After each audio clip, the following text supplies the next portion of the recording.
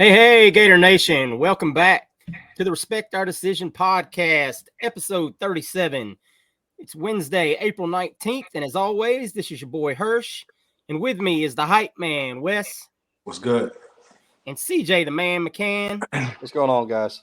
And as promised, guys, we have a very special guest tonight, returning for the third time, Conner Clarke of All Gators on Fan Nation. Conner, how you doing, brother?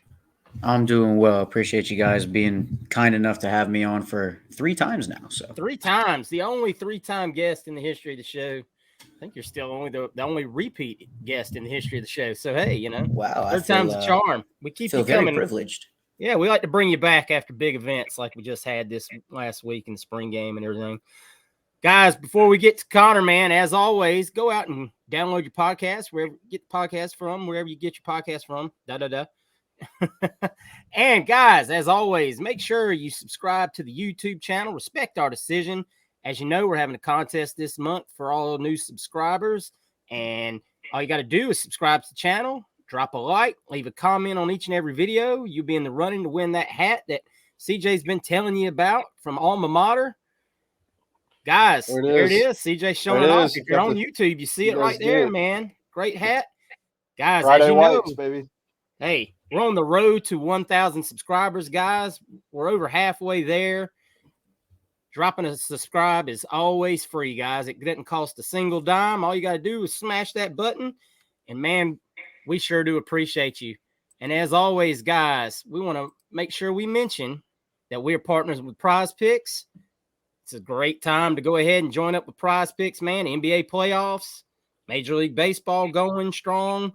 And like we always say, man, if you're like CJ over there, you got XFL action happening all the time, man. You can USFL, the showboats are back, baby. Yeah, we're ready to drop go. a few drop some action on the old XFL and the USFL, man. Those guys appreciate it.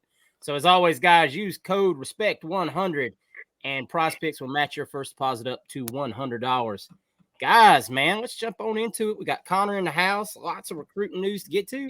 It's kind of sad, man. This is the first show we've done in a couple weeks where we didn't have a new commit to talk about. Coach Napier and the staff must be taking a break or something. They must be on a mullen. No. Staff is working hard, man. The portal has opened up, so I'm sure they're out there reaching out to some portal targets. And why don't we start there, Conner? Have you heard? We obviously heard today that Josh Simmons, the offensive tackle from San Diego State, was going to be making a visit in May. Have you heard about any other potential portal targets that the Gators might be looking at? Yeah, so I haven't heard any specific names. I obviously expect them to go after quite a few positions, solidify some starters. I think anybody that gets taken now is not going to be depth purposes. It's going to be somebody that they go out and get and think they can start in the fall. I know they're going to prioritize safety. I know they like the guys that they have there in Miguel Mitchell, Kamari Wilson, Jordan Castell, Bryce Thornton, all those young guys, but they want to go get some experience, somebody that's played a lot of snaps. So safety is going to be a big one. I expect them to try and go get an offensive tackle. Obviously, as you said, Josh Simmons looks like he's planned to visit to get on campus. I think is at the beginning of May. Yeah, I believe none of these prospects can visit until May. Isn't that correct? Like they can just enter right now, I believe it is. I'd have to look at the recruiting calendar as far as that goes. And I don't know how that fluctuates with being a transfer as opposed to a high school prospect, because that's all kind of convoluted with as far as that goes. Yeah. I know UF is trying to get a lot of the guys on campus after the beginning of the month of May. So we'll see how that goes. As far as that though, there hasn't been a huge influx of people that I've noticed that would be like, hey, like that would be an obvious Florida target. So, I mean, there's still another 10 to 11 days left in the transfer portal open window. So I would expect quite a few more to jump in. I think Jaden Davis is somebody that's interesting. He's transferring from Oklahoma, went to St. Thomas Aquinas, played 4 years for the Sooners. I know Florida could possibly be looking for another player at the star position, something that he would fit into. They might have some interest in him.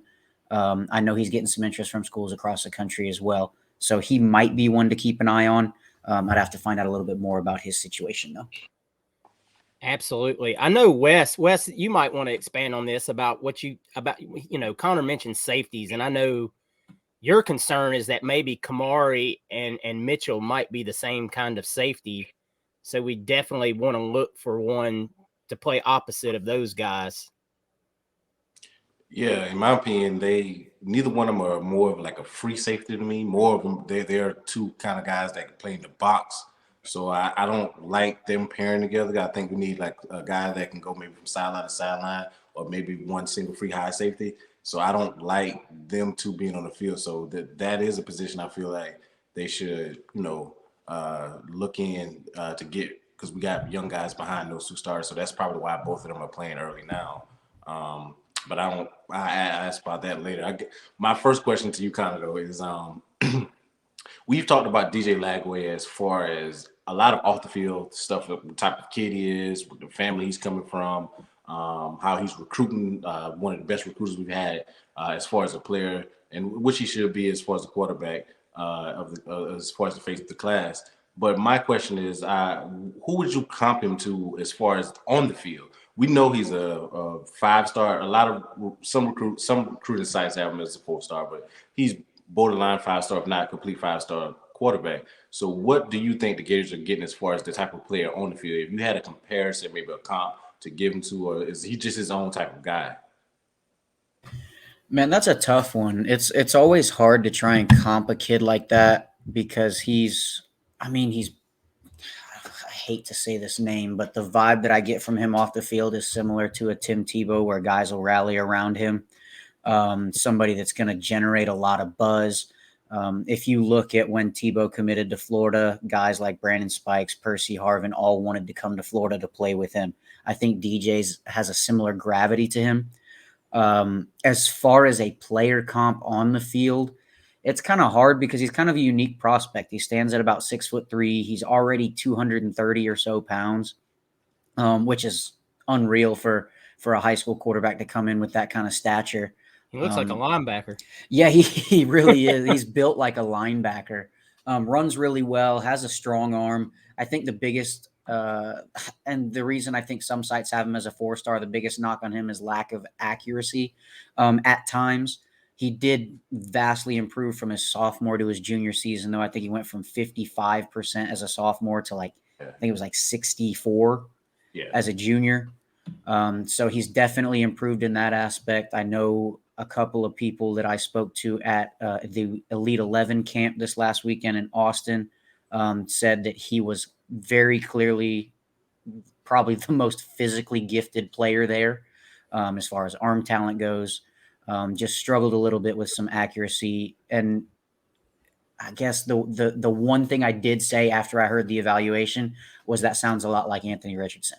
And it's when he misses high and he misses hard. So as far as, I guess, comp, he's somewhat between a Tim Tebow, Anthony Richardson type player. And I hate using Tim Tebow's name in situations like that. But as far as you heard it here first, guys, his physical stature coming into high school, very similar to that of Tim Tebow. And then the off-field side of things reminds me of him, of that as well. Real quick, I know I want to get to CJ to ask some questions too, but you said something came up in there, and I wanted to ask you about it. Today, with the way that NIL is obviously changing the landscape, do you feel like that day of that big quarterback that other guys like gravitate to play with is kind of more out the window now? I mean, I would say yes and no. It's I mean, obviously guys are going to want to play with someone like DJ, but for some of the kids, the end all be all is going to be, well, I want to go play with DJ, but is the money right? Yeah. So I think you have to do a good job of managing that.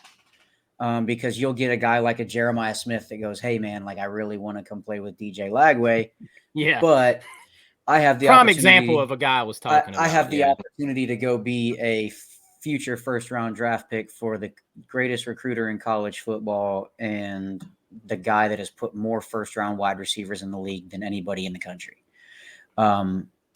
not necessarily a huge NIL draw to Ohio State, but you have to find stuff like that.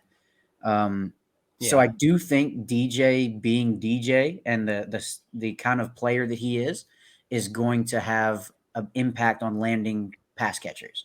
And biggest thing's going to be, can the offensive line recruiting catch up to that? CJ? Yeah, I mean, and that's kind of what I was going to get into and get to ask.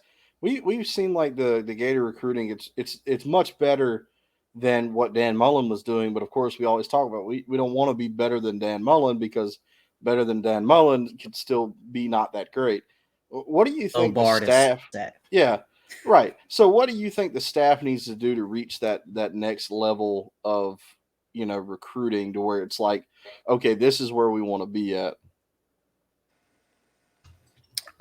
So yeah, I mean, I think they're doing a phenomenal job as is. I know you're going to see a lot of complaining on the timeline and stuff like that. No, that indicates that they're not doing a great job. But I mean, if you look at the class, it's 7 players deep, 6 of which are 4 stars, 5 of which are inside the top 200, 4 of which are inside the top 100.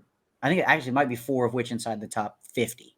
Yeah, it is. Yes. As of right now.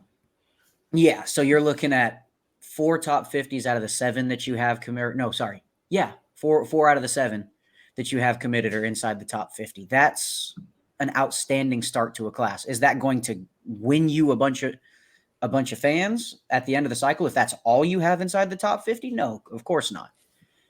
But it's significantly better than what we've seen in the past. And we're not just saying Mullen. You can go back to Mac. You can go back to even some of Muschamp's days. An early start like this is fantastic. They're inside the top 10. I would think over the next, I'd say 2 to 3 weeks, they'll increase their recruiting rankings some more. I think they'll get a couple more commits over the next couple weeks that'll bump that up. Maybe appease some people, get them up inside the top 5, top 6, since some people seem to be infatuated with Frank Beamer today. But don't get Wes started now. But don't get but Wes yeah. started. So I mean, it's early returns that are very good. I think they have the right plan. I think they have the right system in what they're doing, and they just have to continue to build. Yeah. And I know I'm going to put something out here, and I know Wes is probably going to piggyback off of it because I know it's a pet peeve of his. But is this, I mean, I know you follow recruiting hard and have since you were a young man. Like, I mean, I've watched you on Twitter since you first got into it, and you've always been, recruiting has been your baby. Is this the leanest year you can remember for offensive line and defensive line recruits in the state of Florida? Yeah, I mean, it's tough. It's really tough in the state of Florida specifically. But I was talking to some people this year. I just think the defensive line class as a whole nationally is not great this year. You're looking at, I think the number 1 defensive tackle in the state of Florida is DeAndre Robinson out of Jones High School in Orlando, Florida.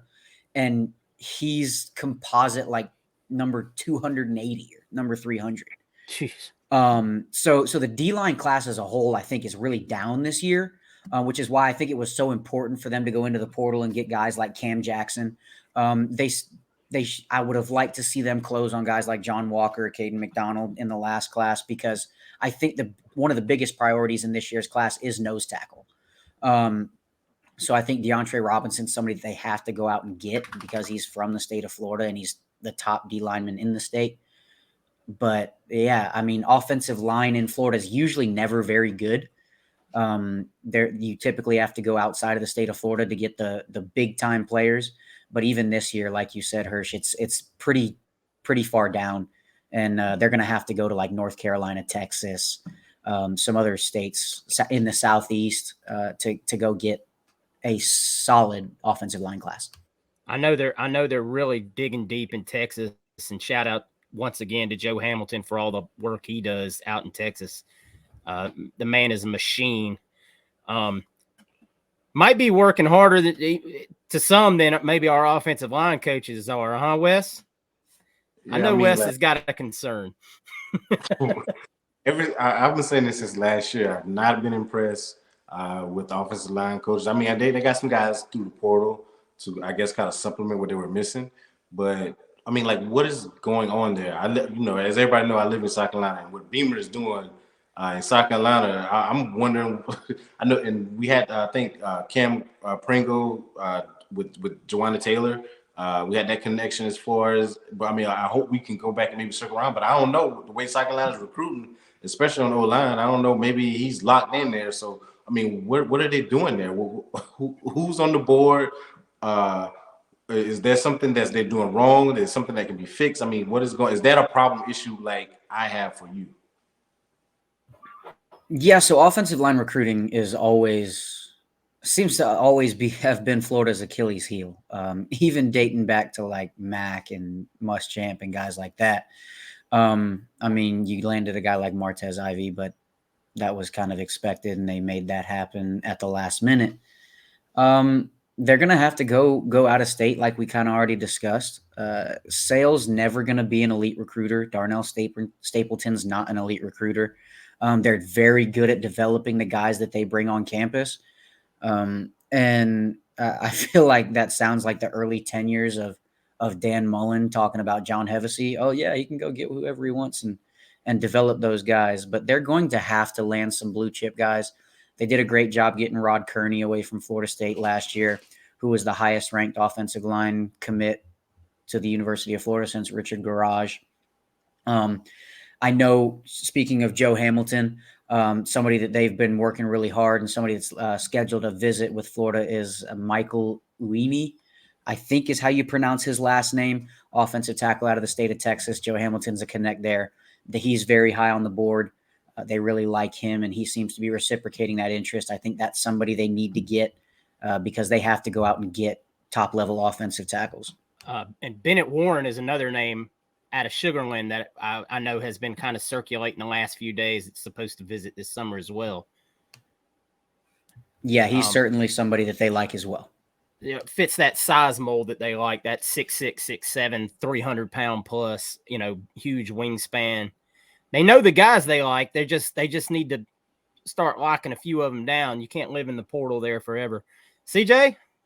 All right, Connor, who is somebody that's kind of off the radar as far as a recruit goes that you're pretty high on that you've seen? Man, thank you for asking me that question because I've been pounding the table for a wide receiver out of the Tampa area. His name is Isaiah Williams. He goes to Carrollwood Day School in Tampa. I think right now he's a composite 3-star, just outside like the top 400 or whatever it is. I absolutely love this kid. I got to see him in person this weekend at OT7's 7-on-7 event, and he was virtually unguardable.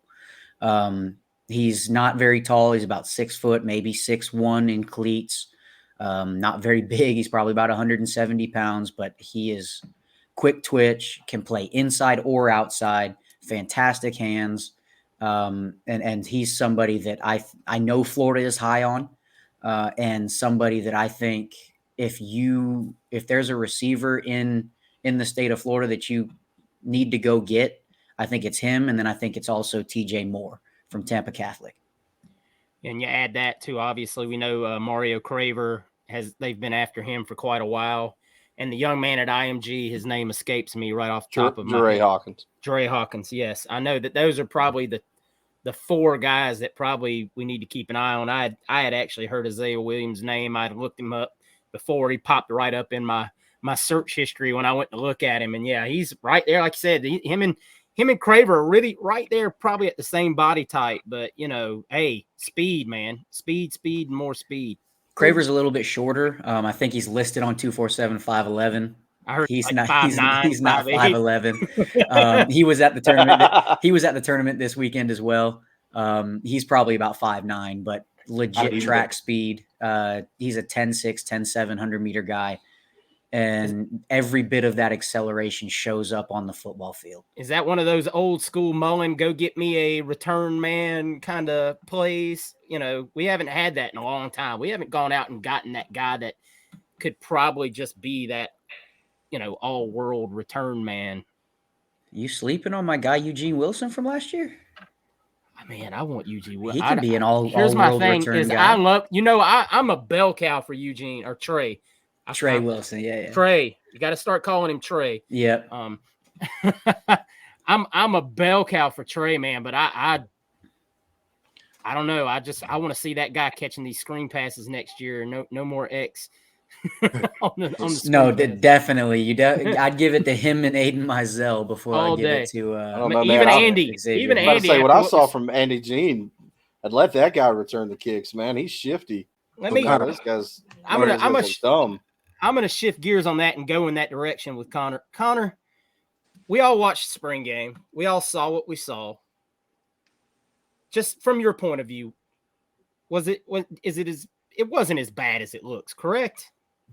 I don't think anything's ever as bad as the initial reaction or as good as the initial reaction. So exactly. I think the truth lies somewhere in the middle. I will say I was super encouraged by the defensive showing that we saw. And I'm a huge Austin Armstrong fan. I was going to ask you that. I know you talked to a lot of kids. What are the early takes on Austin Armstrong? That he is, oh man, I try to think of the right way to describe it. He's just a ball of energy, man. You could see it in the spring game when he was jumping up and down, celebrating with his guys coming off the field. And then at the end of the game when they won, and that was the team that he was coaching, he was ecstatic about it, walking around. Made me feel kind of old because it's the first coach that Florida's hired that's younger than me. First time ever that's happened in my lifetime. Welcome to the club. So, but no, and everything I've heard from people that know Austin Armstrong, from the players that are at Florida, the thing that I kind of always go back to is people kind of describe him as if Kirby Smart and Will Muschamp had a baby, that's Austin Armstrong. Between the energy, the mindset on defense, the knowledge of the game, he's just very aggressive, very high strung, very energetic. And the players, from what I understand, that are at Florida now, as they've gotten to know him and as they've played for him in spring, are starting to love him. So somebody that I think Florida did a great job going and getting. Obviously, with Grantham, you never heard of Grantham recruiting anyone, but he definitely looks like a guy that would be a hit on the recruiting trail just because he's going to be fired up when he goes talk to a kid. And, kids feed off of that, man. They, I can't see any kid ever getting excited about Todd Grantham walking into the living room, looking like his face is just sad to be there, But this guy, like you said, I love listening to him just break down defenses because his energy is so electric. Wes, you got anything else you need to ask Conner? Yeah, my other problem issue is not. I asked the pilots a question. I asked DJ earlier, but because this is, I think, what I don't want to say the fans, but this is an area for me, like the offensive line has been rushing the side opposite of strong defensive end. There's a couple guys that are. I'm going with the elite guys right now, so there may be some other guys, but there's Dylan Evans. There's Ross and there's Simmons. Simmons came for the spring game from out of Texas with DJ Lagway, and I'm not going to try to say Filsamy. Say it. Filsamy. So with those three guys, you got it. Who do you see? Can you just give a percentage on each guy and talk about it if you can? You said Colin Simmons, Ross from out of Alabama. Okay. And Dylan Evans. Is it Dylan Evans? Dylan Evans. Dalen Evans. Dalen Evans. The Texas A&M commit. Yes, he just visited a couple of weeks ago. Yes. I think if anybody is the best shot to go and get, I would say Dalen Evans is probably that guy. I know he is committed to Texas A&M, but he has been very vocal about how Florida is like the next up in line to Texas A&M. Said Florida. I think he spoke with Corey Bender at On 3, where he said that Florida may have even overtaken Texas A&M as the best school he's ever been to. And I know he has a lot of interest in Florida. I talked to a couple of people out in Texas, and they have been very, very bullish on the fact that ever since Florida offered, that Florida was going to have a shot all the way till the very end. He really likes Florida. So I would say he's probably the highest chance of getting I heard ending his up in mama Gainesville. was very okay with him getting out of state as well. Yeah, I mean, a lot of people don't. There's a fine line that you walk with a lot of those things. Colin Simmons is probably my favorite edge rusher in the class, just an absolute stud. That one to me, without knowing too much about the situation, because I haven't been able to talk to him. I know a lot of people out in Texas that have kind of shared the same sentiment that it's going to be a battle all the way till the very end, with NIL playing a big factor in his recruitment. So I know LSU is a school that he really likes. I know Texas is a school that's really going to be in there because Texas can go out and just spend a lot of NIL money. USC, I think, is somebody that's in there as well. And then Florida, after this visit, when he came with DJ and X, really cemented themselves as one of his top schools. But it's going to be something that they're going to have to fight all the way to the very end. So I put that percentage kind of on. I wouldn't say. I'd say if you have to give a percentage, maybe 30-35%. Depending on how things go. You're telling me there's a chance. There's a slight chance, yeah. And then you said Ross from Alabama, right? Yeah. I heard know in Auburn, but that's why I asked. Say that again. I was hearing that he was trending more towards Auburn right now, so yeah. I mean, so the thing that really stinks for Florida is that Hugh Freeze is now at Auburn. So Hugh Freeze has been a phenomenal recruiter his entire career. He's going to do a great job recruiting. So a lot of the kids that did not go to Alabama that would leave the state might not leave the state now because Hugh Freeze is there. So Auburn's going to spend money. Yeah, they're going to do what they're going to do. Hugh Freeze has never been afraid to do that. Now that it's legal, he's not going to be afraid at all. So yeah, I would say I would lean more towards him staying in the state of Alabama. So with him, I probably put it about 25-30%. I think Dalen Evans is your highest percentage, where I'd put probably about 60 or so. Okay. Awesome. CJ, you got one last question for Conner? I'll ask this is the question that like my kind of, like, if we're talking like negative questions, the kicking looked horrible in the spring game. Sheesh. Is that just going to be, we're just going to keep working with Trey Smack? Is there somebody else that might be an option? You know, you don't really hear a lot about kicker recruiting because it's not a sexy position. So you've got like guys that don't really cover it. Do you know if anything, or is it? No, he only worries about. No, he doesn't like kickers. He likes punters. I know. I'm just saying the kicking game. The only time it was a problem was when Matt went out and got Eddie Pinero. He sat down and ate some food, but yeah. It's like, you know, because Trey Smack kind of reminds me of the whole Austin Harden situation, where you're like stuck, and then you have to get the open tryouts and stuff. Is there anything from the camp that you could tell us about the kicking game? So you're telling me you don't want a dental student kicking field goals next? I don't want a Publix bagger. I don't want, you know. Let's call up Harrison and see if he can start trying out for kicking. Yeah. So it's a tough situation because they just put Trey Smack on scholarship after the fall. Or not Trey Smack, I'm sorry, Adam Mahalik on scholarship after the fall. Is that something where they now pull his scholarship after spring and tell him, hey, man, good luck, go find another place to go get a scholarship?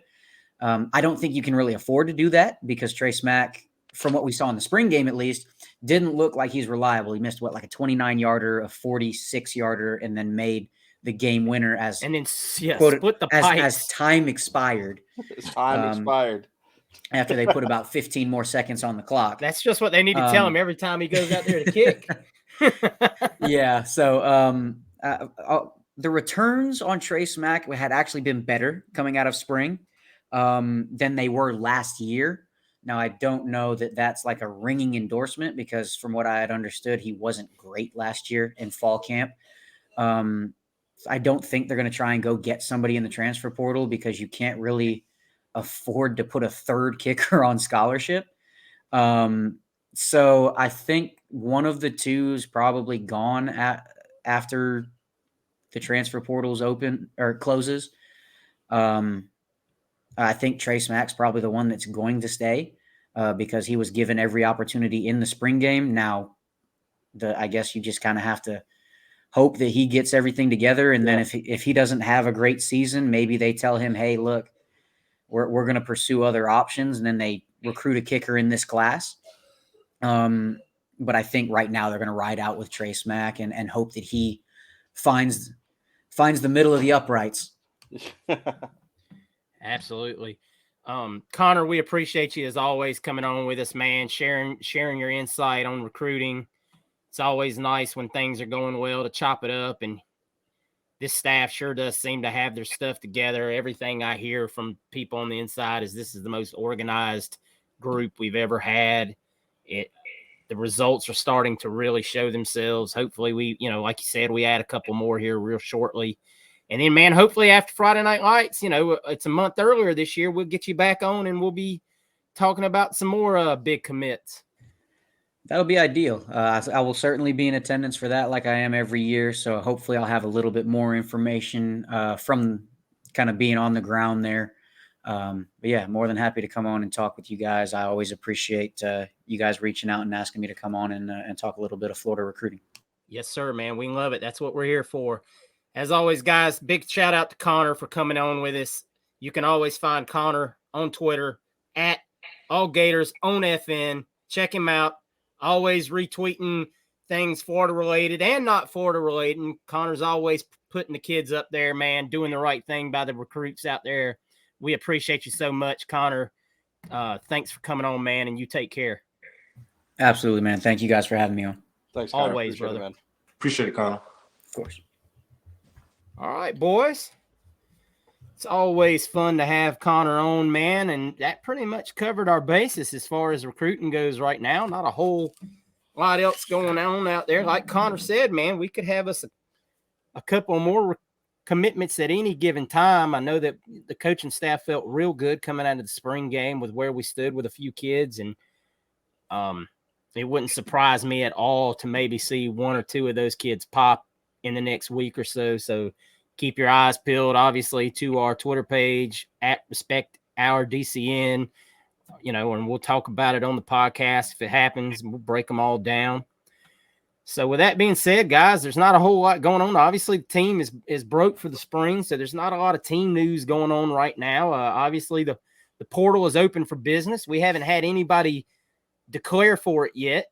So we'll wait and see if that happens. I'm sure Coach is having some exit meetings with some kids that might be on the fence. They voice some concerns to Coach about if Florida is the right place for them. And them and Coach Napier and their position coaches will probably sit down, discuss that, and decide whatever the best, course of action is for those young men. Because I know Billy just wants the kids to be where they're happy and they're going to thrive and get the most out of their career. So if any of that breaks, of course, we'll let you know, and we'll keep you updated on any kids that might be visiting in the portal. I mentioned it when Conner was on. I was told that kids can't officially visit till after the 1st of May. That this 2-week window is just for kids to enter.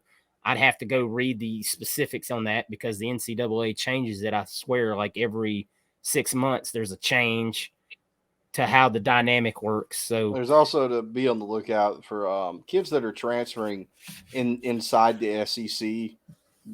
There's a rule now where they can't transfer to an SEC program and immediately play. They have to sit one calendar year or something of that nature. So when you guys see like a Georgia player into the portal, or you see an Alabama player into the portal, and you start freaking out about like, why is Florida not going after this kid? Because it's not ideal. It's not ideal. Unless you just want portal or the first portal. This is the second portal. The first portal, no, because we've got Goodwin and George. These are just like the rules of the April. Yeah, since it's after like spring. Yeah, it's basically like it's to make it where a kid doesn't go through a spring game and then he's like, oh, well, I ain't gonna play. So now I'm gonna transfer to to Missouri or Tennessee or Florida or whatever, and I'll jump on their program because I watch their spring game and they need a starting offensive guard. Right. It's kind of like some weird anti-tampering rule that they put out there, just to deter kids from doing it. But like we said, I know Simmons from San Diego State has set up a visit with the staff. He was a starter all year last year for San Diego State. I know Texas A&M is also interested in that young man. So obviously right now we're looking for at 2 offensive linemen, like Conner said, a safety, maybe a receiver. I've heard we might be in the ballpark for if the right one was to enter. So we'll just keep an eye on it, man. That's all we can do is see who enters, see what the staff does. The staff moves in silence, man. Things just pop up, and there we are. So that being said, guys, we're gonna move right on down to CJ here and talk a little around the bases, man. That damn Jack Caglione, man. This Jesus, he's so good, isn't God Almighty. He's so good. I can't even log on to the Twitter machine at night without the first thing I see is Caglione 22. Caglione, it's just like CJ. Let us know how we did this week, man. We lose the first one to Georgia in a heartbreaker. You give up a bunch of runs. You kind of lose the save there at the end on 2 guys that have been red hot with Abner and Neely. And I'll get to Neely in a minute because I've got some things I want to say. Anyway, so you go into the game. You take the next 2, which is the main thing. You win the series against those damn Dogs. Our little brother in every other sport except for football. So, I guess that's the one that counts to most people, but they can't touch us in anything else. So you beat the Dogs. Jack Caglione's at 22 home runs on the season already. We're in April. I remember that I read last year Wyatt tied the single season record for 26 home runs, and he didn't do that until May.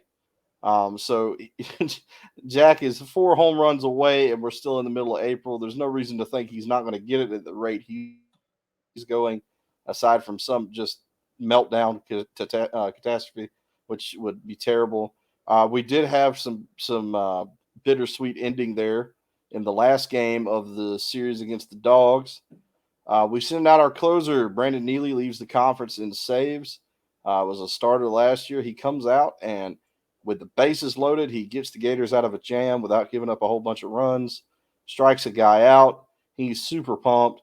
And, he lets everyone know that he's super pumped. He doesn't say anything vulgar, doesn't do anything really brash, just kind of pumps his, fist. All right, come on, yeah. And he gets ejected by Mr. Brian DeBauer, the umpire.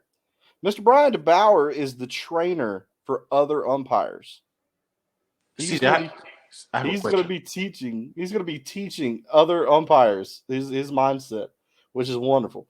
He got thrown out for nothing. CJ, can I ask you a question? Yeah. I didn't mean to cut you off.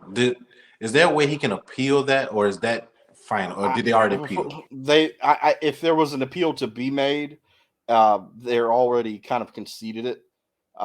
Maybe Sully doesn't believe it's worth any time. I haven't heard of anything that says you can appeal that or not. I know that, it's when you're talking like you're going to be suspended for the next 4 games. I don't know if it's a situation like in other sports when you're appealing something, you can play while the appeal process is going on, and that might affect it why we didn't do it, because then if he doesn't win the appeal, then he's out for more, another series that maybe like the Vanderbilt series or something, depending on what happens. But not having Brandon Neely for this series, if he didn't, he's suspended for 4 games. So he couldn't play last night against FAMU. We dominated FAMU. We run ruled them. No shock there. Hit 17 runs in. But you're going into a series that it's like the most important series up to now, to this date, with the South Carolina Gamecocks, who look to be back in South Carolina baseball form that they haven't had in like the last 10 years. Absolutely red hot right now. And you're going into their place. You got to go play them in Columbia, and you're not going to have your closer, which sucks because you need him for virtually nothing. I watched the LSU game where the guy hit the home run against Kentucky this past weekend and yelled all kinds of obscenities at the pitcher. All kinds of the words with 4-letter words very clearly. And nothing was done. He wasn't ejected. Brandon Neely was ejected for something completely harmless. He was pumped up. He, was showing that he was excited to get a guy off base. He didn't do anything that was brash. They said he looked at the Georgia dugout. I didn't see that he looked at the Georgia dugout in any point. If he did, it was for a quick second. There was no real taunting going on at all. It was just an odd ejection from an umpire that had been really kind of bad for most of the game. A lot of balls that were called strikes, a lot of strikes that were called balls. Just not very good. I always knew that umpires were blind. I didn't know they were also stupid. So like it just made me sick to my stomach to have a player ejected for being excited and loving the game. Let me put some contrast to this because it's not funny at all, but it's amusing that I don't know if it was the same night or in that same 24-hour period you had, and this video was all over Twitter and social media, the LSU kid that hit the home run. Yeah, right. And looked at the pitcher, threw his bat, and said, F you, yeah, expletive. Right. Right to the pitcher with the umpire watching the whole interaction. I mean, he had to have heard him. You couldn't have not. I mean, he screamed it. Right. No disciplinary action whatsoever. Right. And that's kind of what I'm getting at. It just doesn't make sense. If we're gonna blanket this, what he did, it should definitely, if you're calling what Neely did, I don't think either one of us should be ejected. I think you're grown men. There wasn't even really good video of what Neely did. That's what's so funny to me. Like, it wasn't like not like the FSU guy where you were zoomed in on his face. You could read exactly what he said. Right. Like, it wasn't even like, and that's my thing. I don't think, unless you're like really doing something obscene, like yeah, he wasn't DX chopping. Yeah, that's what I'm saying. He wasn't crotch chopping or something. Like, unless you're doing something really vulgar and obscene, I don't want to see anybody get ejected for anything like that. Kids. Let them play. This is baseball. Let them have fun. You've gotten into the age where you have some of the most obscene bat flips of all times happening all the time. Nothing happens. You see the crowd get excited. The crowd does all kinds of wild stuff. I mean, these kids are going to get caught up in the emotion of it. Right. And it's like issue a warning. If it's that big of a deal, issue a warning, son. Yeah. You're gonna start we're gonna have an issue if you do that again. Yeah. It's that easy. I thought for a minute there, I thought for sure Sully was going to get tossed. And he should have. He probably should have. Yeah, because Sully like came out of the bullpen and I thought he was going to rip this umpire's head off.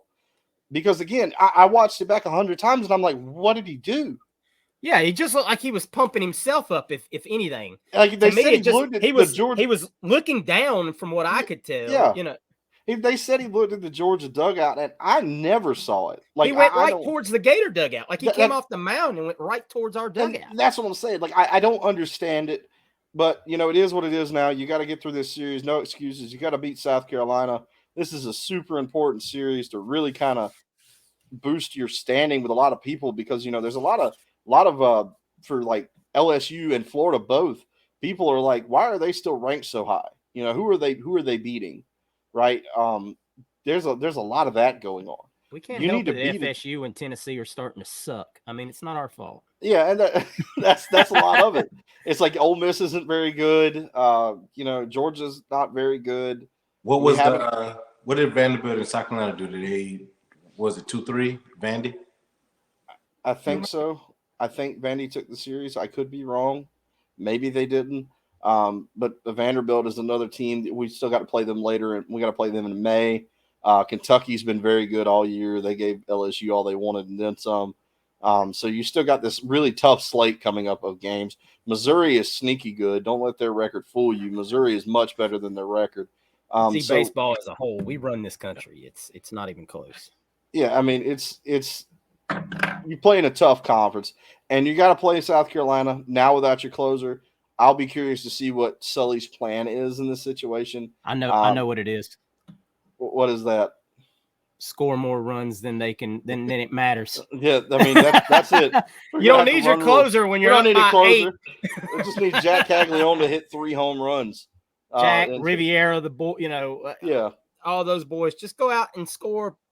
I need you to score 8 to 12 every game, and we're good. We're good. We can make it. We can do it. Except for it just. Then again, we saw us lose like that on Friday. You lose to Georgia. That's in the past. It was Neely that blew the lead, though, so we might be okay. We don't bring up old stuff on this show. Yeah, but like I said, big series against South Carolina, playing the boys on the road, Thursday, Friday, Saturday series. We won't be playing on the Sunday, so you guys check that out. It's a massive game for the Gators to really cement where they stand in the SEC right now. Absolutely, guys. Big time series for Florida baseball, moving into the absolute meat of the schedule. Exciting games each and every night. So make sure y'all are tuned in, or if you're in the area when we come back home, make sure you get out there and support the team, man. It's a fun time out there for sure. Just watching it on TV, I can tell. And I know CJ likes to go out there and hang out. You might, if you go out there, you might meet CJ walking around. Yeah, you might run into me when I'm six adult beverages in, and I'm got hot dog wrappers everywhere. Easy. Easy. It's a family-friendly show. All right, guys, man. This has been another just a solid episode, man, with Conner on here talking, as always, giving great insight. Like I said earlier in the show, guys, y'all make sure, if you're not already, go out there, follow Conner on Twitter, at All Gators on FN. Conner is always just retweeting stories that he's written for the network, and retweeting tweets that kids put out there, or tweets about kids that are interested in Florida, pumping up the recruits. A fountain of knowledge in the recruiting game, Conner Clarke, always. So, guys, with that being said, this is going to about wrap it up for this episode. Make sure you tune in later this weekend for our Pod of the People episode. We'll have that out there for you. CJ, you got anything you want to add? Hey, guys, just make sure you're always supporting us as creators, whether it's on the Twitter, the Facebook, the Patreon, and the YouTube, of course, where you can win yourself one of these nice fancy hats. All you got to do is subscribe, like, leave a comment. We're going to be drawing. It's almost out. We're almost through the week. We've got 2 more weeks left, guys. And then we're going to be drawing, and we're going to be sending you one of these hats from our friends at Alma Mater. Also, make sure you support Alma Mater. Go check them out with our link. Buy you some Gator gear. They've got this hat on stock. They've got one in gray. They've got the blue one that you've seen. They got Hirsch's hoodie with the Pell logo on the front. And if you like the Billy Napier hoodie that says Dominate with the Gator logo inside the O, make sure you pick that up. They've got that as well. And the Jersey program with the softball players, they've got those there. And the percentage of that goes back to the players in the NIL program. Yes. So always help out our friends. It's Gators helping Gators. It's merch by Gators for Gators. So just help them out, check them out, and you're helping us out too every time you do it. Yes, sir. Use our link when you do that. Yeah. Make sure we put the links out there. We'll put it out there for y'all to look at. Like I was saying in the last episode, man, phenomenal fast turnaround on the shipping from Alma Mater. Not like Fanatics, where sometimes it's 3 days, sometimes it's 3 weeks. I ordered my hoodie, and I was, when it gets here, it gets here. 3 days later, I'm wearing that hoodie. It's comfortable. Man, I wore it this morning. It was cool outside. I threw my hoodie on, went for my run. It's awesome. So make sure y'all go out there, check out that merchandise, pick it up. And with that being said, guys, Wes, take us to the house, man. Yeah, as always, shout out to Conner for joining us. We appreciate it.